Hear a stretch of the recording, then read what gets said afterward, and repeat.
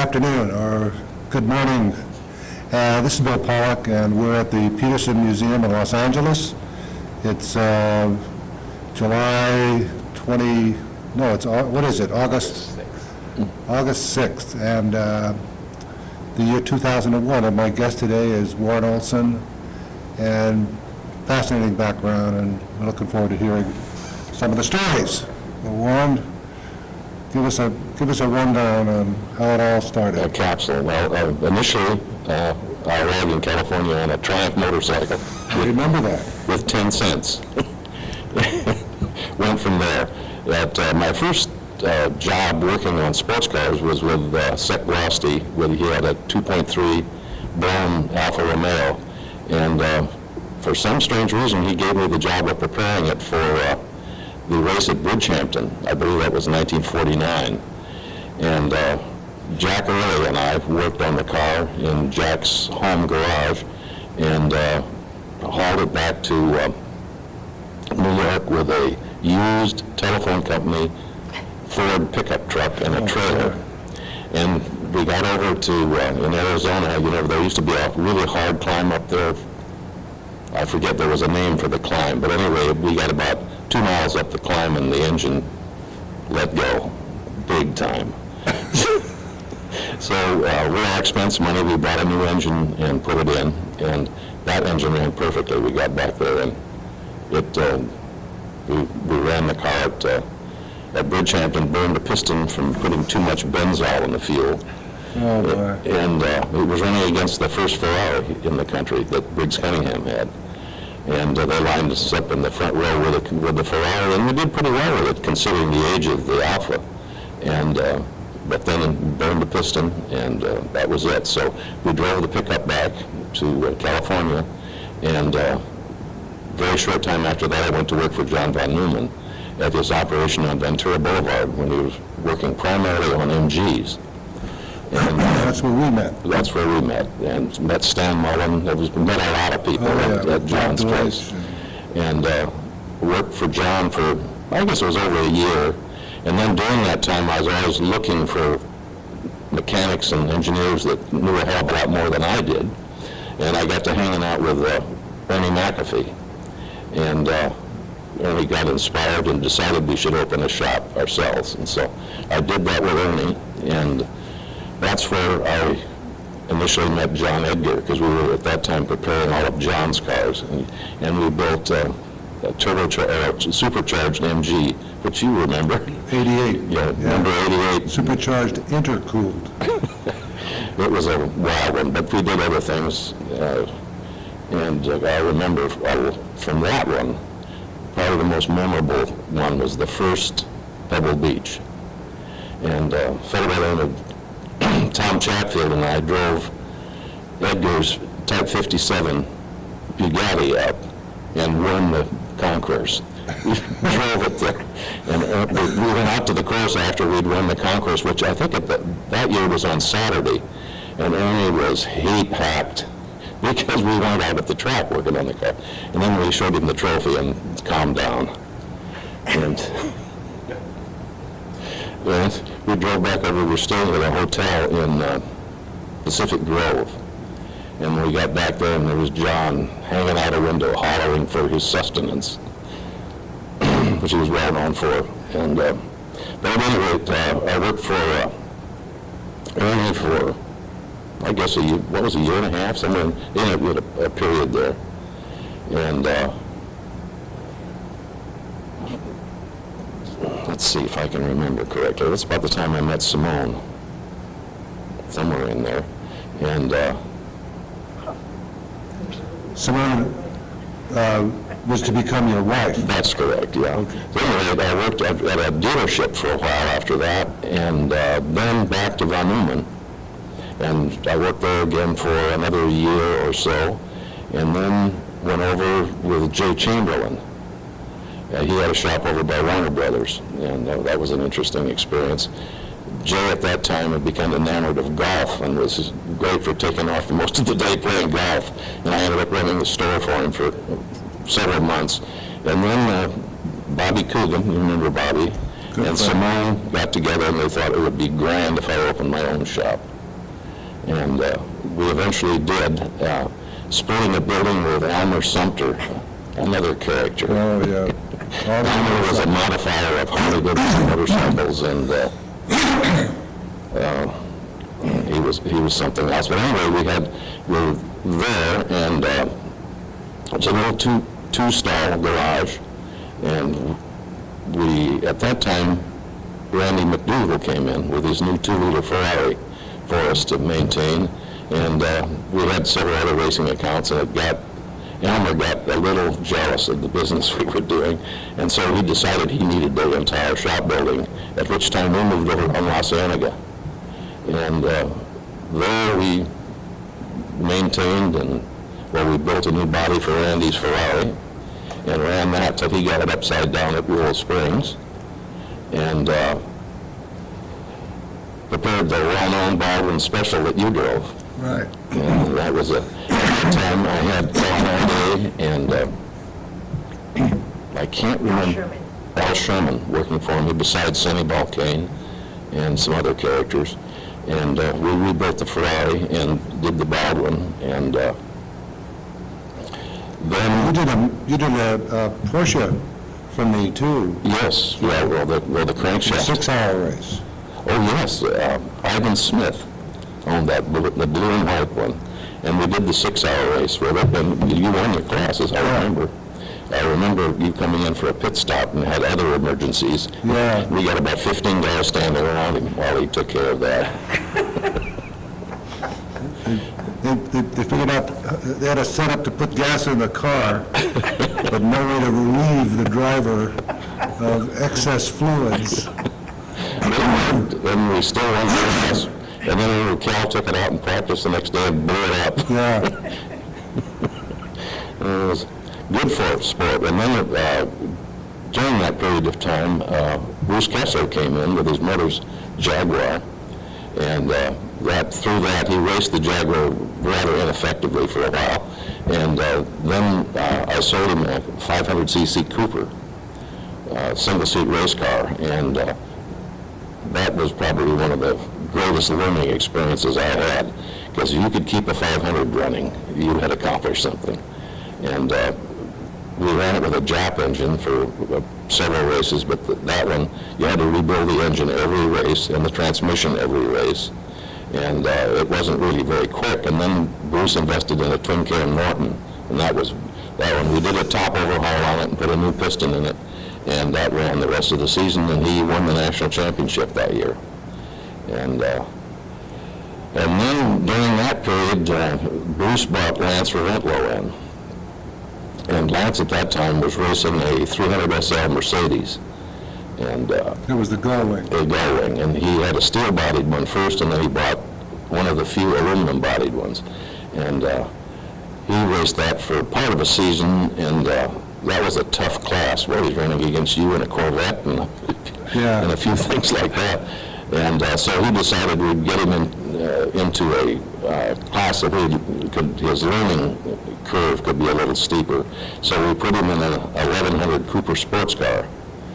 And remember Von Dutch put the spider on the nose on that. That was one of the first times Von Dutch did some painting for us. And so we ran that for 1956, I believe it was. And we ran it all over the country in Nassau and whatnot. And in Nassau, of course, we met a lot of interesting people and saw some cars that we hadn't seen before. And the first time I came across one of Colin Chapman's sports cars, and I was very interested in the suspension and his basic design philosophy. And so it was great. And the Nassau races in those days were a kick. They were just one constant party, and plus a lot of hard racing.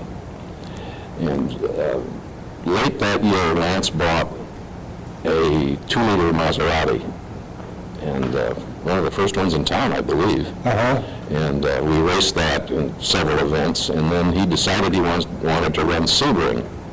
So that required a major body change, or details on the body. We had to put a high windshield, which they required in those days, a second door, and a lot of other little detail I didn't changes. realize that. And, so we went to Sebring. Bill co-drove with him, and they were having good fun until the engine blew up. That was a lot of fun, though. Yeah, you had a good time with Richie, as I remember. Yes, yeah. Richie was driving a 2-liter car. Yeah, we had, Lance started, and I think he was running about third on a couple of Ferraris, and then I took over, and I managed to get by the Ferraris. And Richie was right on my butt. And, because he could, I think the Ferrari had better brakes, but we had better top end. And he just couldn't quite get around me. Yeah, it was. I remember Fangio, there was the hairpin at Sebring, which was a washboard going into the hairpin, and you had a hell of a time getting stopped for it. And I'm feathering the brakes and trying to get this Mazda stopped, and Richie's right on my butt, and Fangio goes around both of us in this huge truck, this 4.5-liter Mazda, and turns around and waves and gives me the okay sign, and does everything but write a note and hand it to me, and zooms off. I thought, up until that time, I thought I was pretty good, but that's when I got the lesson of my life, Yeah, Fangio had the amazing ability to take advantage of other people's disadvantages. I've seen him do it many times. And there'd be a bump in the road that was giving everybody else fits. He took advantage of it some way. Yeah. And, Yeah, I went that night, after we had got crapped out of the race, I went out to turn one, which was, it was coal black out there, and everybody else was going around the middle of the turn, and Fangio was still taking it all the way out to this, 2 inches from the edge and kicking up dirt in the pitch black. I mean, how he knew where the edge of the road was, I don't know. He never eased up a millimeter.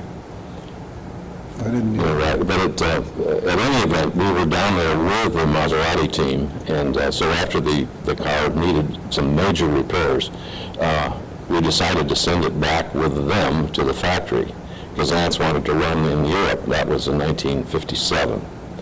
And so we shipped the car to Europe, and Henry Pickett and I went over to take care of it.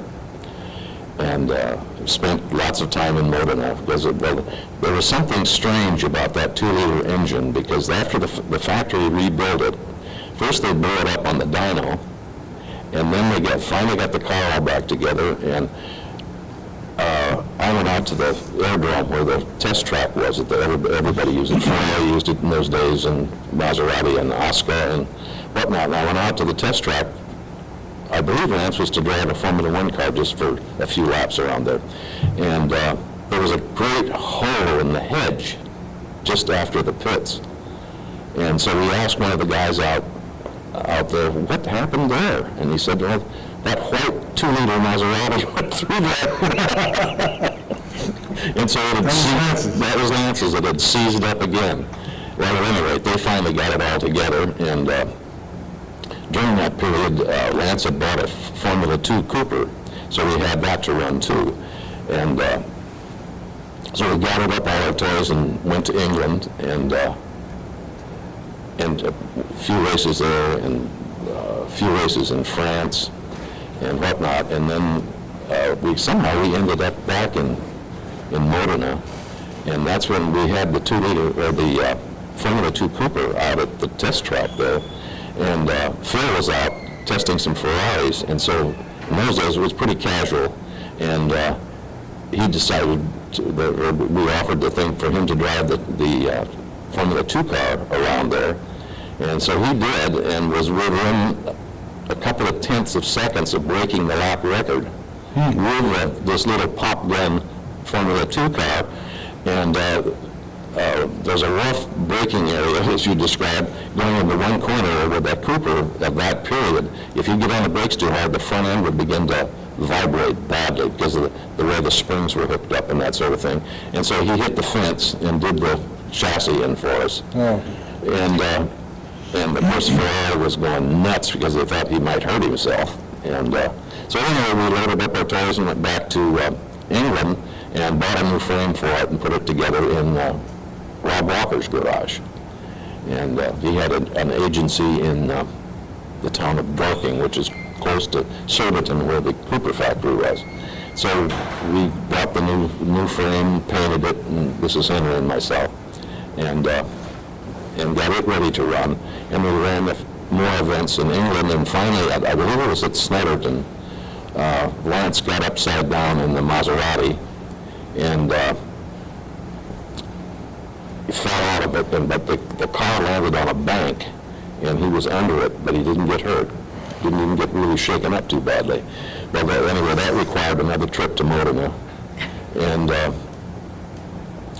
so the Fiat van that we had purchased from Maserati, and the Cooper and the Maserati were in Modena, and Lance said, let's go home.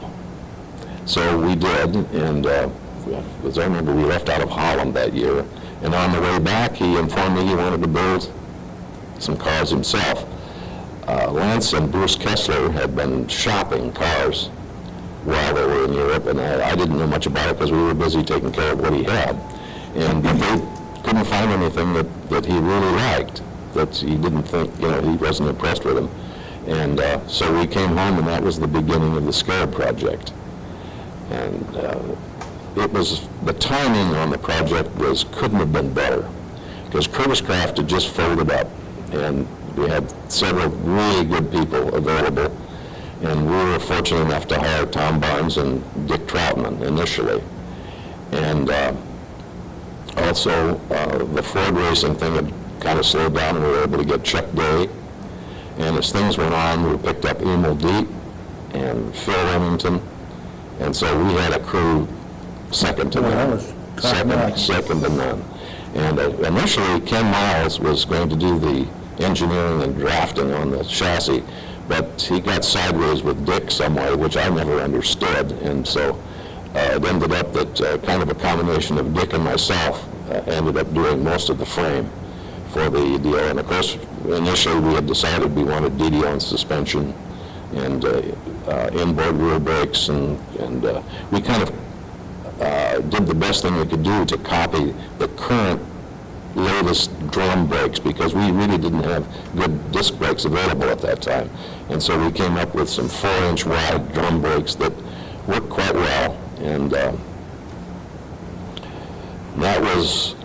that began in the fall of '57, and we had the first car ready to go in the spring of '58, and we took it and we ran the chassis up at Willow Springs, and Chuck was able to break the lap record with the bare chassis. And we added, Chuck Pollack came in and did the basic design on the body, and we built that body and put it on. And the first event we took it to was over in Phoenix, I believe it was. It was in Arizona someplace. Well, at that time, Lance was still underage, and the SCCA was a little more stickler than the Cal Club, and they had found out that Lance was really not 21 yet. And so Richie took it around and really had a good time with it, and but we didn't race it there. And we brought it home, and in a testing accident, we smashed up the nose, and Emil Deep went to work on the nose and modified it into what... Emil was the metal guy, right? Yeah, he was one of the metal guys. And he was also a hammer man. He could hammer it out, and we would rent Hammer Time downtown Los Angeles, and he could make 3 bodies at once down there on our buck. But Emil went to work with shears and a welding outfit and made the nose the shape that it is, that everybody is familiar with. It really improved the looks of the car. And then we finished a second car, so Chuck had a car to drive, and built a third one. And we raced at Santa Barbara, and I can't remember the dates on it. But who did the engines on those cars? The initial one was done by Chuck, and then we had another thing because of the racing situation at that time. And those were Chevys, right? Yeah, we were one of the first to use the small block Chevys. And then Traco Engineering became available. And they had a regular engine shop and could produce as many engines as you wanted. And they had a dynamometer and that sort of thing. So we had Traco do the engines, and we learned a lot about it because nobody knew anything about Chevrolets at that time. They were new. And so we had tried all kinds of cams and had all kinds of interesting experiences. We tried one of Risky's cams once. It was pretty violent, and it threw the push rods right through the rocker arms. Yeah, it was amazing. But anyway, during that period of development, we got the horsepower on the Chevys up to about 360s, 365, which was good for those days. Currently, they're putting out over 600. But we took the car to was it the spring race at Santa Barbara? I can't remember. That was the first win for the car. Lance won there. And then after that, prior to that time, we'd gone back to Virginia and learned about thin castings and blew the side out of a cylinder. But that was because of a core shift in the casting, and there's nothing we could do about it. And then I get my sequence of races all confused. But at any rate, we decided that to get some really good competition, we would go back east and run against the Cunningham team. At that time, they were running, what were those chassis with the Jag engines in them? Lister Jags, which were very fast automobiles. And they had some really good drivers. They had,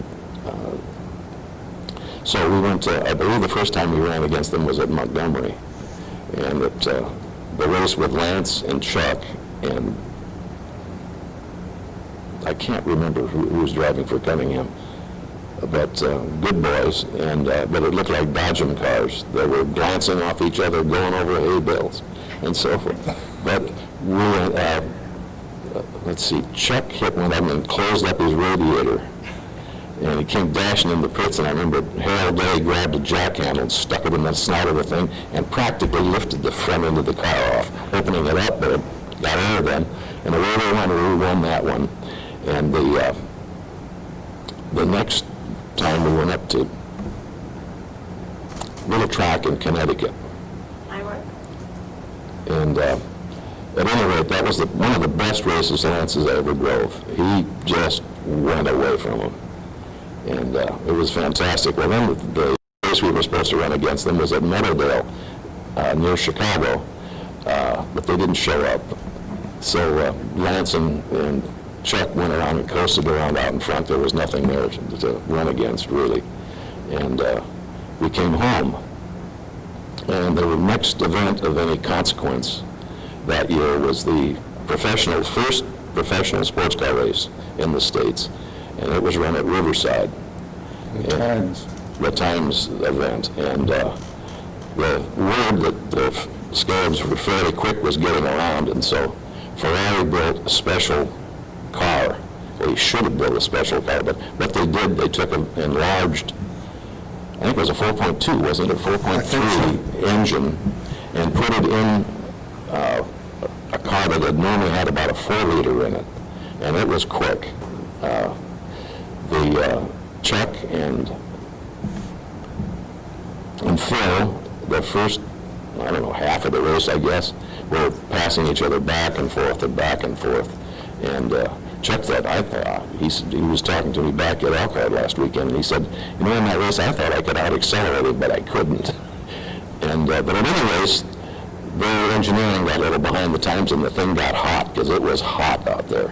And so the Ferrari got hot, and that was the end of it. And so Chuck had a coast. It was hot, because I had a Lister Yeah. in that race, and we coughed a valve about halfway through. Yeah, it was a terribly hot day. And but anyway, we won that, and I think they paid a gigantic purse of $27,000. But it was the first professional event. And then the next significant event after that, we went to Nassau.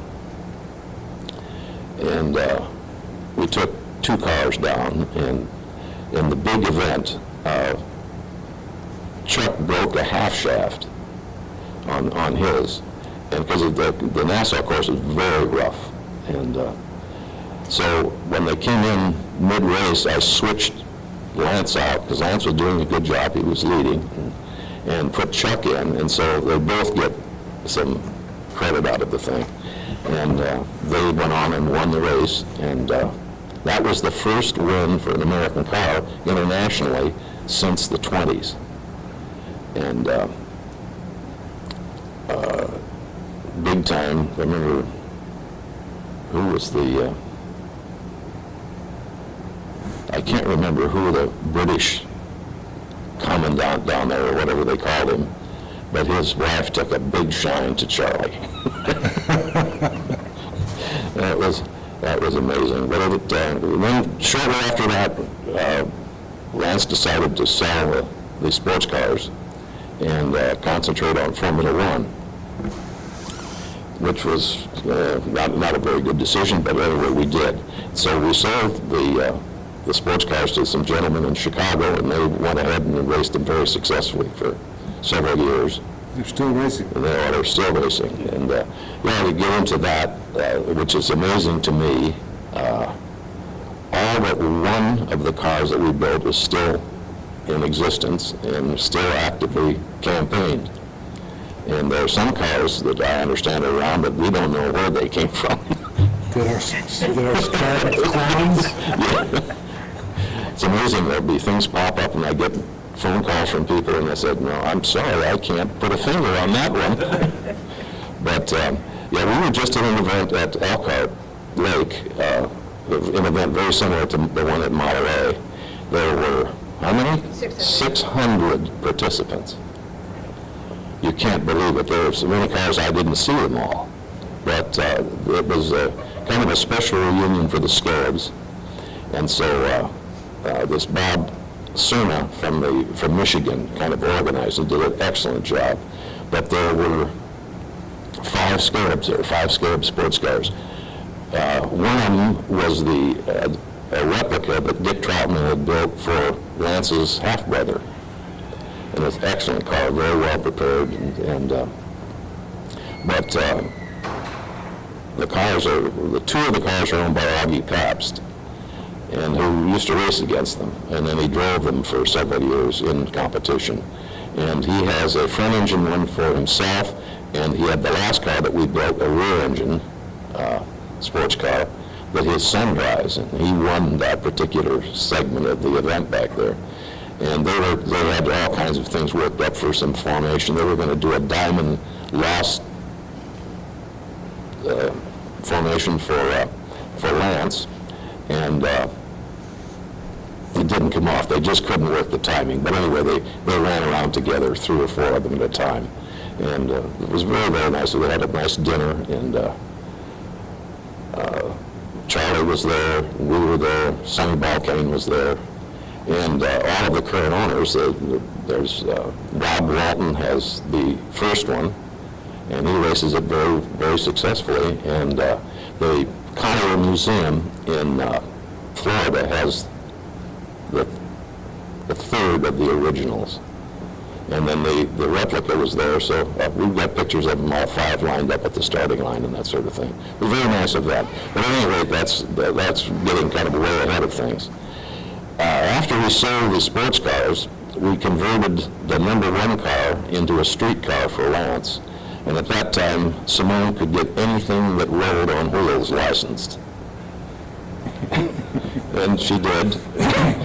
And so Lance had that for a road car. Then we went to work on the Formula One cars out of young engineering in Whitfield, doing the drawings and that sort of thing, and had hired Leo Guzen of Meyer Drake and Miller and so forth, probably one of the best engine designers that this country's ever seen, doing the drawings and the basic engineering for the engine. And the only thing with it, we utilized the desmodromic valve drive it was a downright copy of the Mercedes system, and it worked, but it was very complicated to build, and it stretched out the development time on the engine to where we were. And what was the engine? Was a 4-cylinder? 4-cylinder, 2.5-liter, running on gasoline, and there were the desmodromic valves and Hilburn fuel injection. And we were one of the first to use fuel injection in Formula One. But we finished those just in the nick of time, did not have time to properly test them, and took them to Europe, and it was not a very good season. We weren't able to qualify at Monaco, which is not unusual for a new car, and we then went up to Zandvoort in Holland, and that turned into a political nightmare, and Lance withdrew the entry, even though we had, on that particular circuit, we ran right with the Ferraris, and but they got into a political mess there, and then we went to Spa, and if that was on the old Spa circuit, which is very fast, and that was the race that where Lance began to lose his enthusiasm. It was 3 guys were killed that year, and one, a kid by the name of Stacy, that Lance had become good friends with. And the track then, of course, was, as we ran them, there were just a few hay bales against the rocks and whatnot, and these guys ended up going out into the trees and whatnot. And that was the year that the wheel came off of Moss's Lotus, and he ate about 3 feet of turf. He was a mess, but he survived that one to go to race further. But at any rate, after that, Lance didn't have the fire as much, and we went to France for the next one at Reims, and I think both of them blew. I still have a piece of a connecting rod that came out of Lance's engine at home, and it's ground it up pretty good. In those days, that race course was basically 3 straightaways. So if your engine was going to come apart, it would come apart there. And then we decided we'd come home. I think we'd run out of parts, engines, and whatnot. So we came home and immediately went to work on building some rear engine cars. And at that time, we were fortunate enough to get Eddie Miller, who was an excellent engineer and draftsman. I wished I'd had him from the beginning.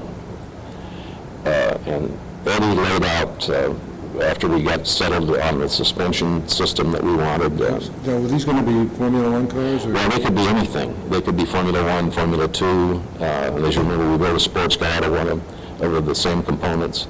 But they were modern. It was rear engine, and they were much smaller.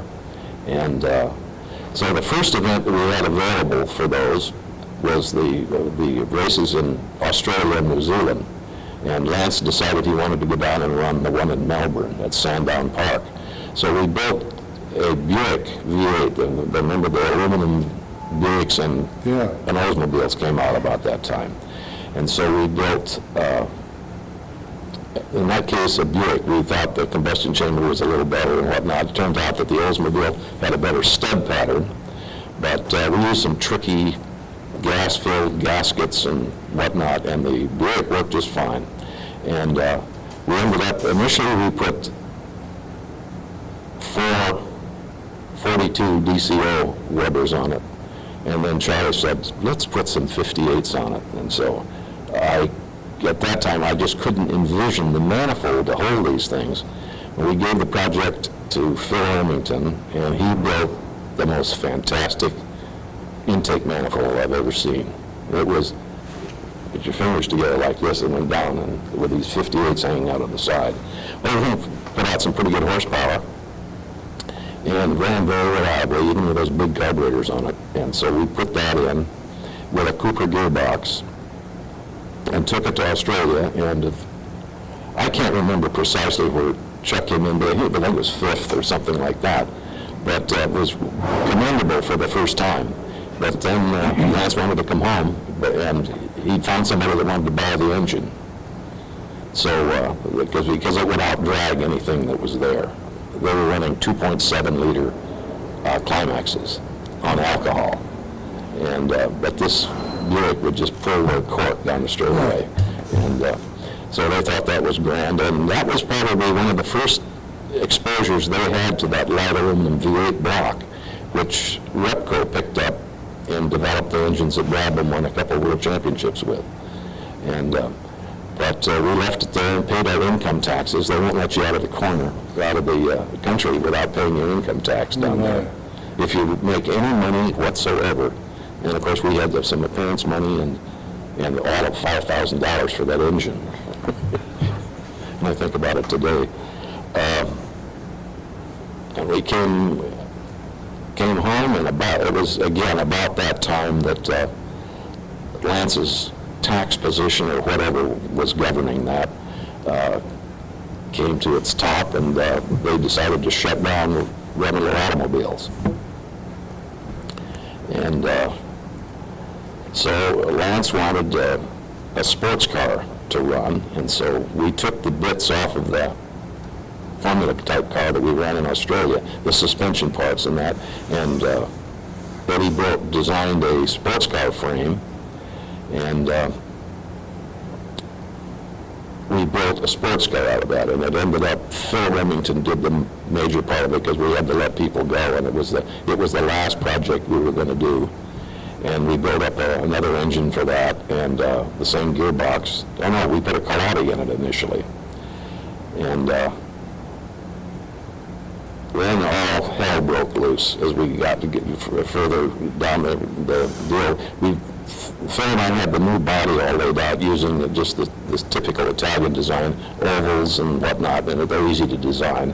And then Lance brought Chuck Perry in again, and Chuck made the changes in that car that make it so distinctive. He put the peaked fenders on it, the peaked front fenders, and the edge design in the back, and the thing is unique. It really, you see it once and you recognize it.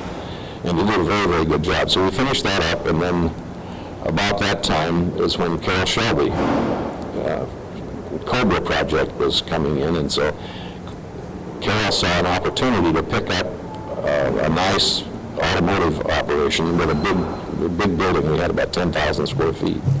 So he worked a deal with Lance to lease, buy, or whatever he did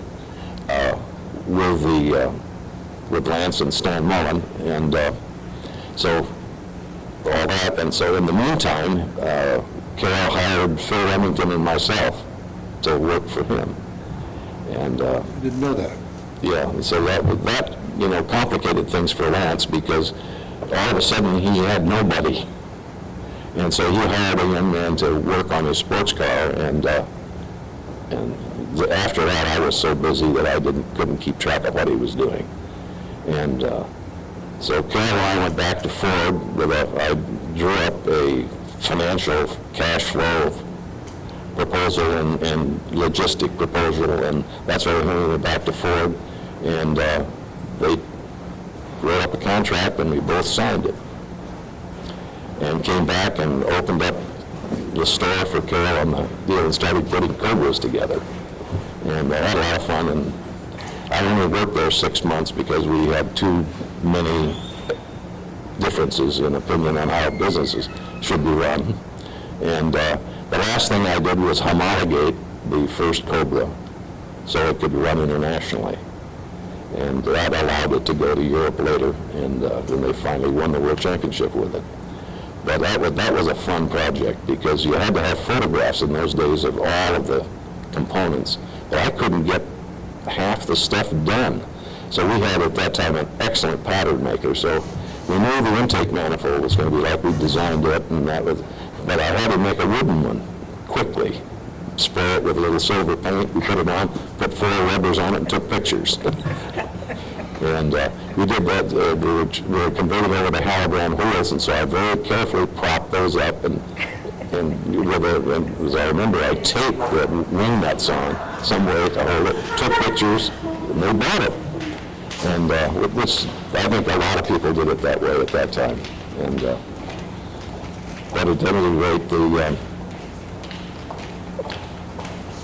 after 6 months, I left Carol, and Simone and I went to Mexico for a vacation. Climbed in our Pollack and went down to Mexico. And when we came back, I was down at Long Beach at an aviation company that I knew some of the people there. And they offered me a job selling airplanes, and so I got in the airplane business. And that's more or less where I ended up. Fascinating, fascinating. And Lance got out of cars and, Yeah, he ran the rear engine car a few times, and it was just, he didn't have the whole team behind him, and it's difficult, you Yeah. know, trying to do it with one guy and that sort of thing. And so he got out and sold that car to Meekum in Texas, and Meekum did it. They finally got a better gearbox and put a Chevrolet engine in it, and the car did very well. A.J. Foyt won Nassau with it, and then after that, I don't know, I couldn't follow where the car had gone, but anyway, Augie ended up with it, and now it is awesome. It is awesome. They have done a lot of little conversions. They put wider rear tires on it. It's got a really good gearbox in it and a big small block Chevrolet in it. So big small car. Wow. but the thing that just constantly amazes me is that they're still around. Yeah. Well, Well, they were fabulous cars, and they were, between your contribution, and you had some of the best people in Southern California. yeah, we were very fortunate You know, that we had. Troutman and Barnes are just icons, and Phil Remington. Well, Phil was, to me, the absolute best. None better. That, And he went on, with Shelby, and then he went with Gurney, and finally retired when Gurney closed his shop. But he can do anything. yeah, Ron, I really enjoyed hearing some of this, because a lot of it was, when you were doing a lot of the stuff with Lance, we had kind of lost touch a little bit, and it was great to hear about some of that. Yeah, it was a fun time. Thank you very much. Thank you. It's a pleasure.